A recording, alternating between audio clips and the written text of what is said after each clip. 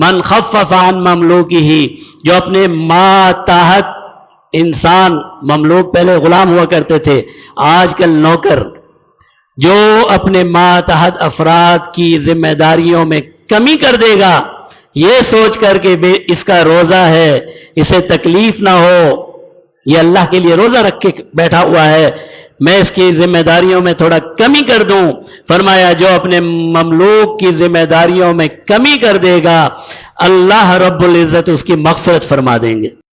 چھوٹا سا معاملہ ہے، غفر اللہ لہ، اللہ اس کو معاف کر دیں گے، وَأَعْتَقَهُ مِنَ النَّارِ، جہنم سے اسے آزاد کر دیں گے۔ اگر ایک انسان یہ سوچتا ہے کہ میرے چوکیدار کا، میرے ڈرائیور کا، میرے دفتر میں کام کرنے والے ماتحت عملے کا روزہ ہے، اگر چلو غلطی ہو گئی درگزر کر دوں، 12 گھنٹے کی ڈیوٹی ہے چلو 10 گھنٹے کر دوں، تھوڑا اسے آرام پہنچا دوں، کیا اس میں جاتا ہے کسی کا؟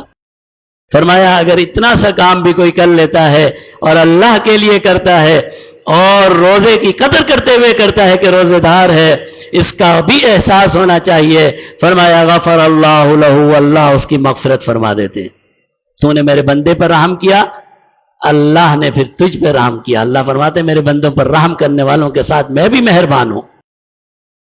تو فرائض میں کمی کی مختلف صورتیں ہیں، آپ نے اس کی ٹائمنگ میں کمی کر دی، اس کی تنخواہ میں اضافہ کر دیا، آپ نے اس کے ساتھ اسے معاون دے دیا کہ بھئی چلو رمضان میں تو اکیلا نہیں ہے، ایک آدمی اپنے ساتھ بڑھا لے، کوئی بھی صورت آپ بنا سکتے ہیں۔ اگر آپ نے اپنے ملازمین کے ساتھ خیر اور بھلائی کا معاملہ کیا، خصوصاً میں اپنے دکاندار بھائیوں سے کہوں گا، یہاں تو زیادہ سختی ہو جاتی ہے، مگر رمضان میں بھی تو دیر سے آتا ہے، تو یہ پتہ نہیں ہے سیزن چل رہا ہے، آپ کا تو سیزن ہے لیکن ایک سیزن وہ بھی ہے عبادت کا سیزن۔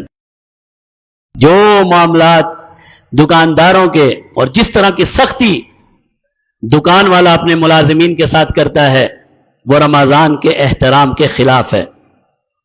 آپ اس کے لیے سہولت نہیں کر سکتے تو کم سے کم اس کے لیے تنگی بھی پیدا نہ کیجیے۔ اللہ سے ڈریے۔